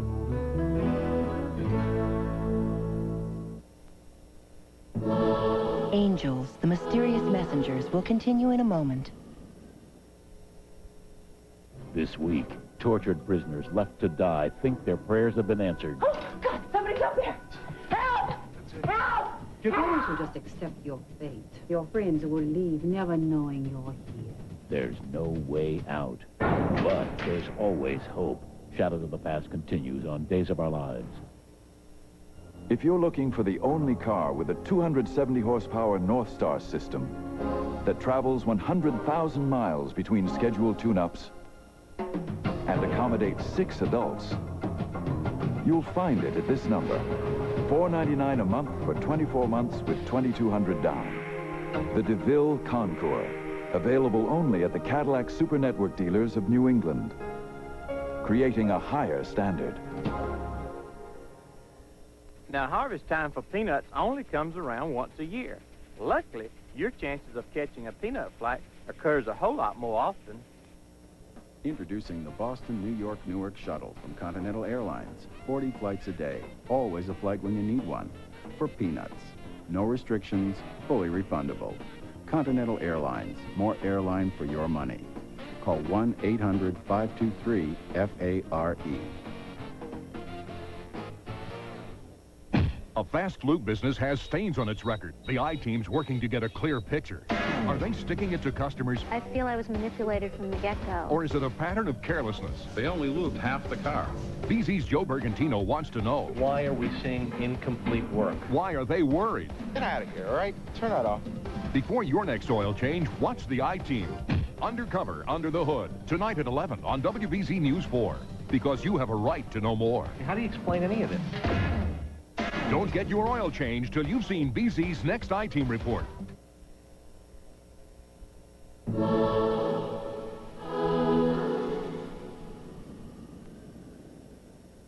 There are those who believe we live in a world of good and evil, and each has its angels. There are fallen angels that represent the dark side of our world. Many believe that without this dark side, the good would not exist.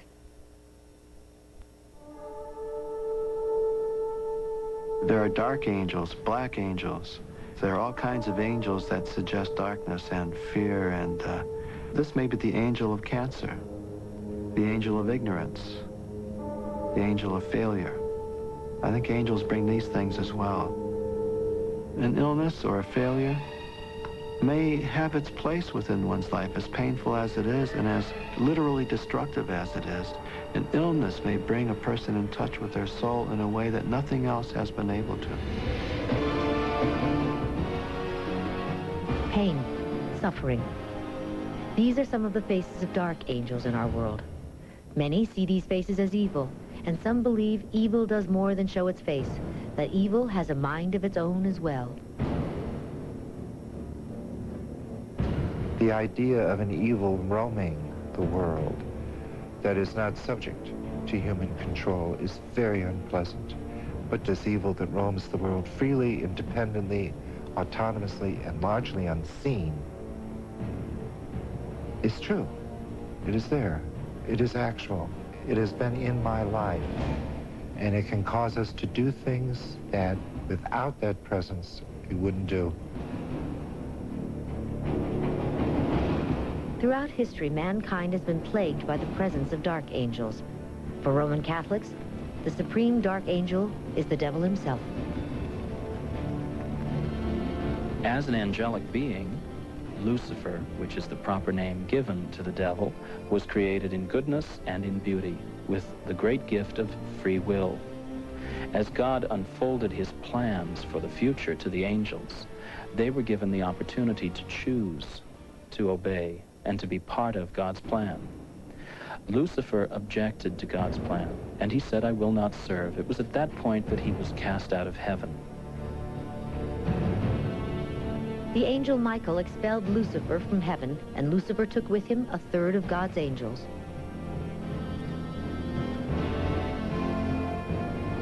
In its most terrifying manifestation, a dark angel can enter a person's body, controlling them at will.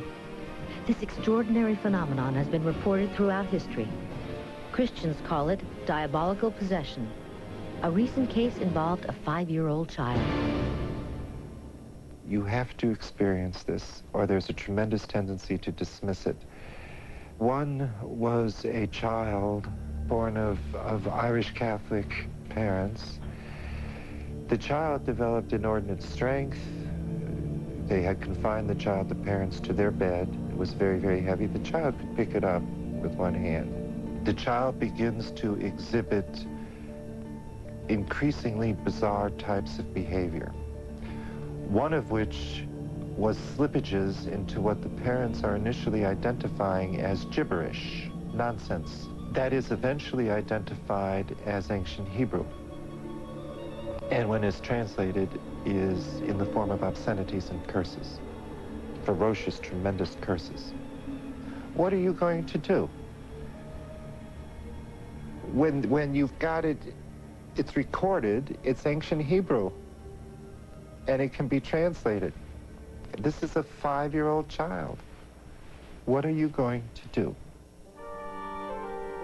In Catholicism, the last resort is the age-old rite of exorcism. Just as the forces of light appear to be more active today, so seem the powers of darkness. In the work that I'm doing, part of the responsibilities are to answer inquiries of people who are hurting from what they think may be diabolical oppression or possession. From 1960 until 1989, the officials in our Chancery office in New York said they never had a single case where they had to deal with it. In 1989, we had 2, and since 1990, we now have a backlog of cases probably numbering about 250, of which probably less than 10% will actually need help in the exorcism area. Now, because so few exorcisms took place between 1960 or so and recent times, most of the diocesan exorcists have retired, moved on, or perhaps even died and were never replaced. So right now we have a little problem. There's a shortage of exorcists. In his official capacity as leading consultant on exorcism in the United States, Father James LeBar has participated in several extraordinary exorcisms.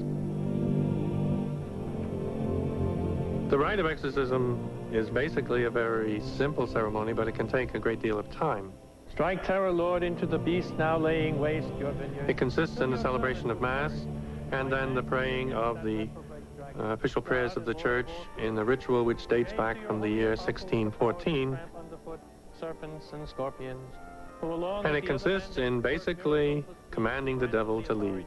Say, depart, you devils, and by whose might Satan was made to fall from heaven like lightning. I humbly call on your holy name in fear and trembling, asking that you grant me, your unworthy servant, pardon for all my sins, steadfast faith and the power supported by your mighty arm to confront with confidence and resolution this cruel demon. There is this constant battle between the forces of good and the forces of evil, and those things that do come up that are difficult, hard, evil, disasters, things like that, are an opportunity for those who are people of faith to come and rise above them and therefore be the better person because they encountered that particular evil force.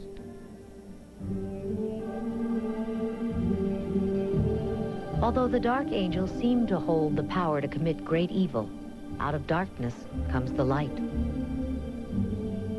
Light is so much more powerful that the dark can't keep us down unless we allow it, with our fears, if we get paralyzed and we're not going to go forward. If the worst thing a demon can do to us is make us suffer and die, but if we use that suffering and that death as a positive statement, as a time to love more deeply, that might be the only time in life that we really, truly have loved and lived. As powerful and vivid as angels may seem, not everyone is convinced that angels exist at all. Many skeptics are found in the scientific community, especially in the medical profession. Hang on, you'll be all right. Okay? Hang on. To many doctors, there are logical explanations for angel encounters. For example, one theory is that near-death experiences are triggered by chemicals called endorphins. The brain produces these compounds, morphine-like compounds, which have receptors within the brain. That has the effect of a very large dose of a narcotic, such as morphine. Now, what is the effect of a narcotic? It produces not just an increased pain threshold, but for many people a certain serenity, and for other people even a certain kind of hallucinatory phenomenon. These experiences don't only happen when people are near death. They happen when people are having migraines of certain kinds. They happen in periods of extreme emotional stress. They happen in certain kinds of epileptic seizures. Identical experiences. And what that says to me as a brain researcher is that there is a kind of system in there that's capable of generating that sort of experience when the brain is traumatized in any of a number of different ways. Survivors of near-death experiences often report seeing similar things: bright light, tunnels, angels, and departed relatives. What do you make of bright light, deceased family members, tunnels? What I make of it is, when I was a little boy, it was commonly said that when you die, you go to heaven and there are bright lights and you see your deceased family members. There may be God with a big long beard. In other words, we have been conditioned, at least in Western society where these stories are told, we have been conditioned to believe that that is what heaven is like. So if we're going to have a visual hallucination of some kind, or a visual fantasy of some kind, the type we will have will be the type we hope for. But other researchers say that there are many near-death experiences that just don't fit these explanations. The fact is, anything we experience is bound to have a biological substrate, but I don't think it ends there. So, for example, many people who've had the near-death experience, when they feel this great sense of peace and then they separate from their body, suddenly they'll find themselves at a distant site. They'll be able to see what their family is doing at home, for example, and if the family's queried later, you can validate that. The person actually did see what was going on at a distance. Researchers say that about 5% of the population can be classified as fantasy-prone. Psychiatrists say the brain's filing system sometimes has trouble distinguishing between reality and imagination. An experience might be laid down sort of in the wrong place. So something imagined might suddenly become real. And in cases such as you're describing, that is one possible explanation for that phenomenon. We call that, in psychiatry, magical thinking. Angelic intervention has been credited for numerous miracle cures of terminal illness, but the medical community is once again divided. Unfortunately, there's no evidence that there are any miraculous cures any more often than our known rates of spontaneous recovery would predict. And that's your own body, your own immune system kicking in. I don't think it's anything supernatural.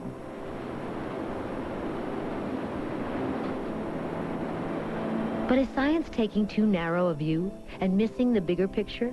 Those who embrace the angelic realm say that there are realities that fall well beyond the scope of scientific proof. There are some things that will never be proved scientifically. That doesn't mean that they're not scientific, but it means that there's a psychic truth about them and they're going to stand on their own. They don't need any validation. For example, experiences of light that people often have, and suddenly they have a complete change of heart. Somehow they undergo a transformation. Their life is changed for the better. You don't need scientific proof to know that something remarkable has happened.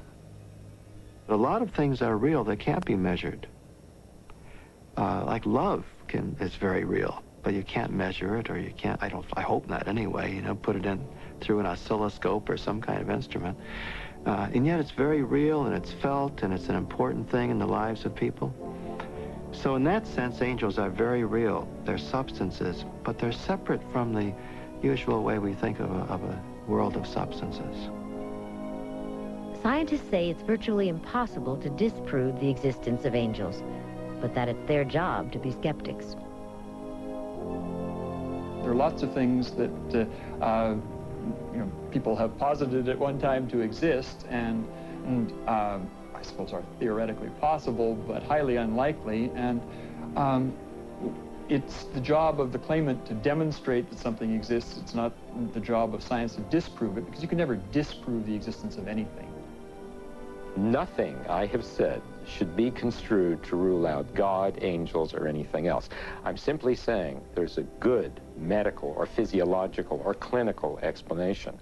I am not saying that God doesn't do it or angels don't do it. I'm saying it's pretty unlikely that God does it or angels do it, or that people are really seeing angels. For all we know, there are no angels, but there is a God, and God created endorphins and wants us to have them. In the process, he makes it easy, or she makes it easier for us by showing us angels.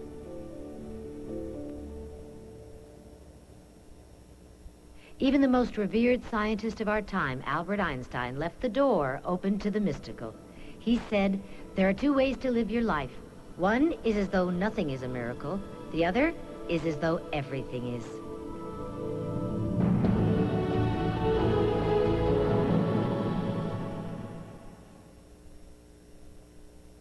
Programming. To initiate on-screen programming, 4 options will appear. First, clock. To set clock, use Greenwich Mean Time. Set second, minute, hour, AM, PM, day, week, month. Press time key. Second option, daily program. Enter beginning and ending time of selected program. Enter channel. Third option, weekly program. Same procedure applies. Fourth option, program review. To actually record, refer to section K9, page 67, paragraph 12, bottom left corner, entitled, It Even Records.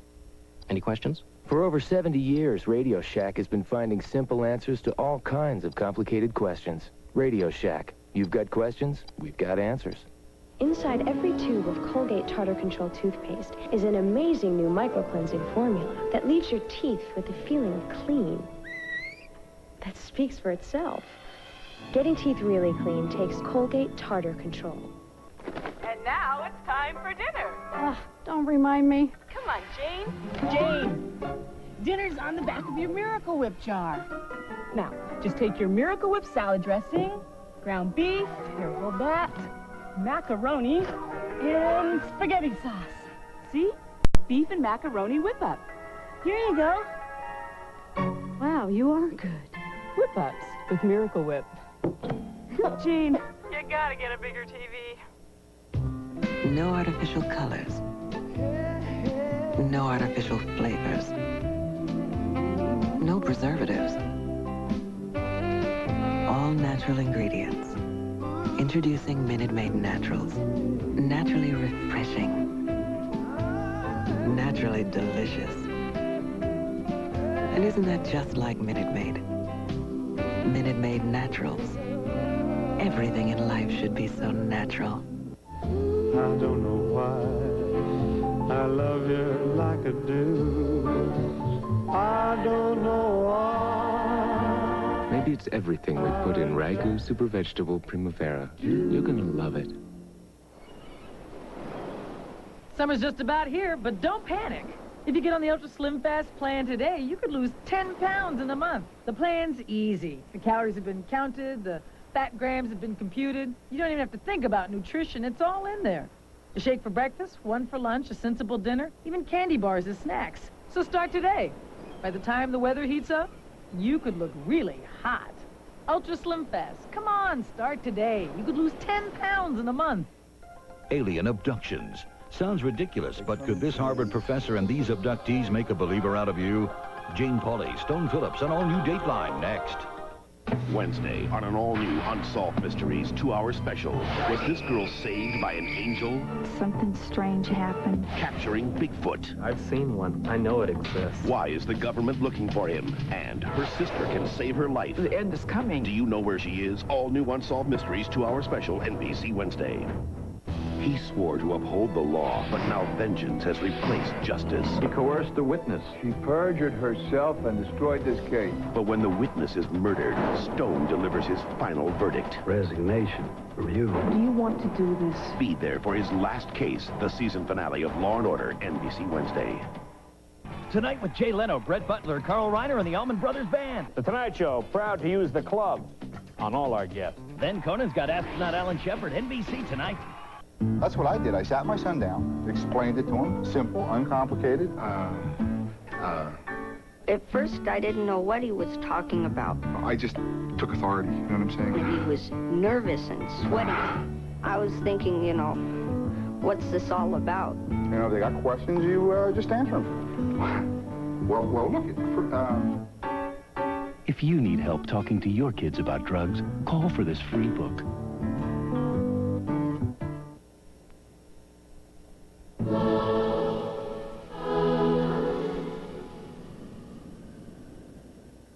In the 1950s, few would have spoken so openly about spiritual experiences. But in Las Vegas, Nevada, there was a man with the courage to open his mind and trust his instincts. He realized that angels could take many forms, and that he had been chosen to act as a guardian angel to his fellow man. Vern has always had this beautiful gold aura about him, very peaceful and so full of love. He could talk to anybody, no matter who it was. The warmness in his voice was something that just drew people to him. And you would just want to sit there and talk to him and know more. People were at my house till 3, 4 in the morning, sometimes just talking to my father. Anyone that came in contact with Vern became very peaceful and loving. They became more sure of themselves, and he gave that to the person. He gave them that gift of knowing they can do anything, accomplish anything. Even as a young man in the 1950s, Vern Falstich possessed a special presence. He had an inner glow, almost like a special light that surrounded him. And the instant I laid eyes on him, I said, that's him. He's the one I've been waiting for. A policeman by profession, Vern devoted himself to helping the angels achieve their earthly aims. He received urgent messages telling him how to rescue people from life and death peril.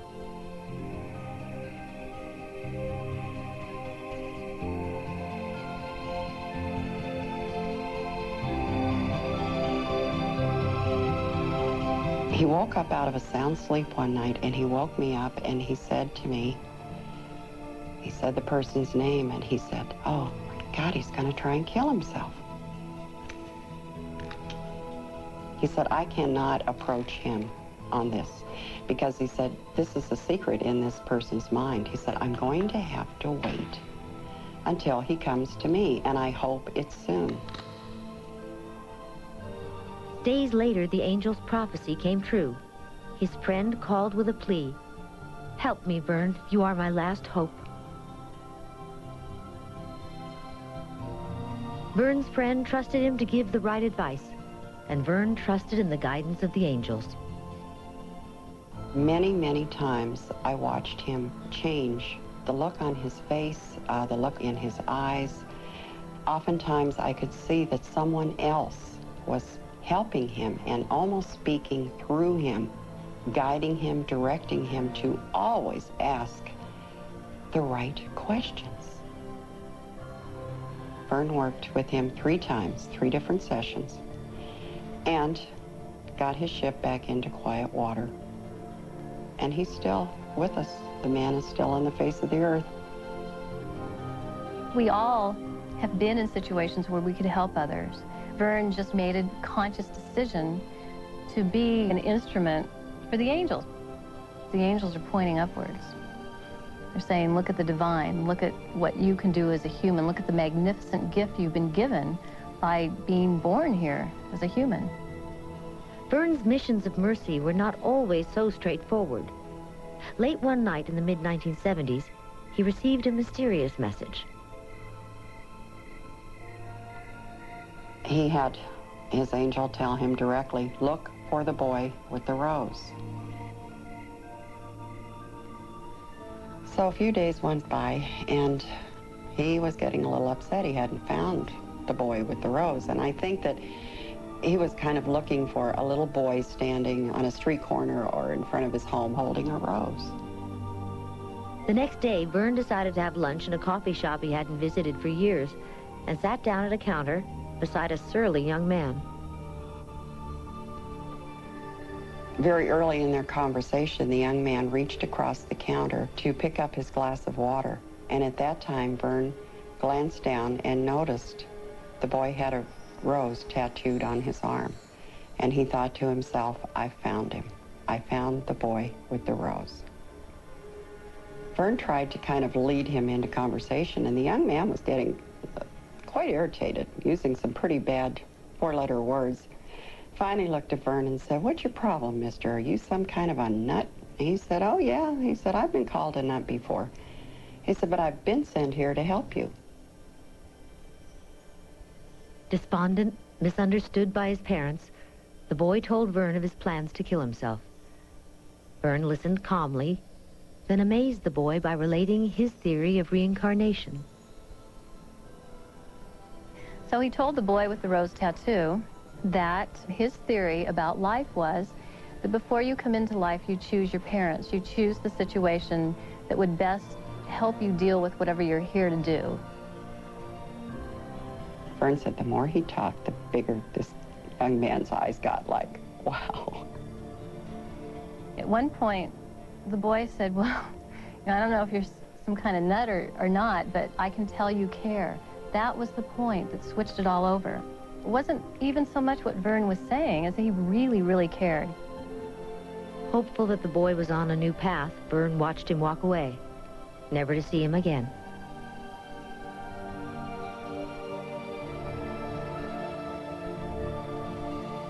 Over the next 15 years, Vern rescued many souls. Then, in 1988, he was diagnosed with terminal cancer. Within months, he was dead at age 63. At his funeral, a stranger stepped forward to speak with his widow, Kathy. And he said, I'm here to say goodbye to Vern, and I'm here to thank him for something that he helped me with a long time ago. If it wasn't for Vern, he said, I wouldn't be here today, and I wouldn't have this beautiful wife and these lovely children.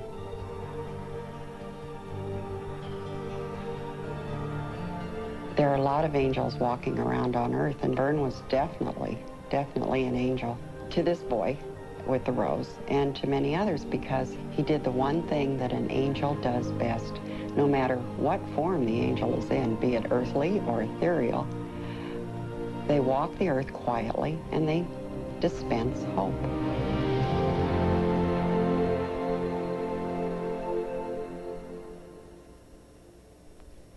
In times of pain, the smallest bit of human contact can mean the difference between hope and despair.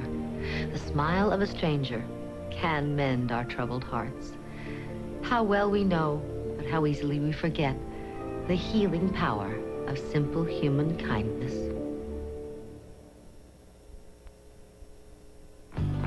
Your coat! It gets harder to keep an eye on your family every day. But at night, you can give them the support they need on a Sealy Posturepedic. Unlike other premium coils, Sealy's patented Sense and Respond coils give easily at first for comfort. Then as weight increases, respond with increasing support, correct support. In the foundation, only Sealy has these patented steel beams, not wood. Now won't you sleep better knowing they're getting Posturepedic support? Only from Sealy. Want the inside story on me, George Brett? With minor arthritis pain like mine, I need Ultra Strength Bengay. It's the only one with 3 pain relievers. And besides, doctors recommend Bengay the most. Ultra Strength Bengay, nothing stronger. Have you heard? This summer, little boys will become fish. Fences will turn into tightropes. And country time will turn pink. Wonders never cease.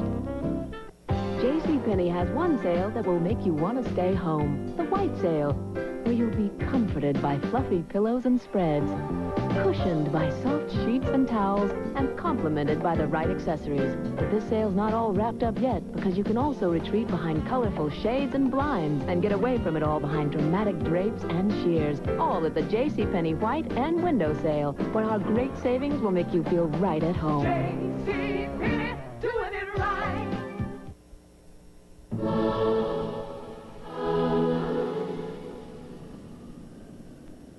For those whose lives have been touched by angels, no proof is necessary.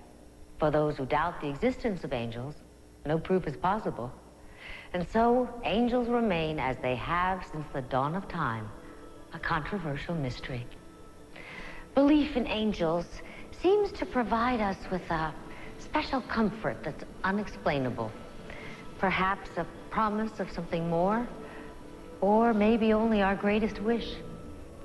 The lone indisputable fact is that the search for angels is certain to continue. To order a video cassette copy of tonight's special, call 1-800-330-1221. The charge is $24.95 plus $4.95 shipping and handling. Don't miss an all-new Dateline NBC next. And hey, have you heard what Jay said on The Tonight Show lately? Princess Di, Lady Diana, being called a national hero for saving a drowning tramp. I guess she pulled Fergie out of the hot tub. Hey! Find out what he says tonight when his guests include Carl Reiner, Brett Butler, and the Allman Brothers Band on The Tonight Show with Jay Leno.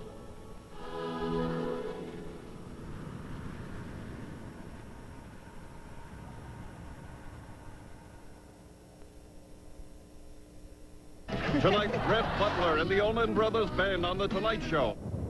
The business was started in the winter. We kept all the windows open because flowers were the priority.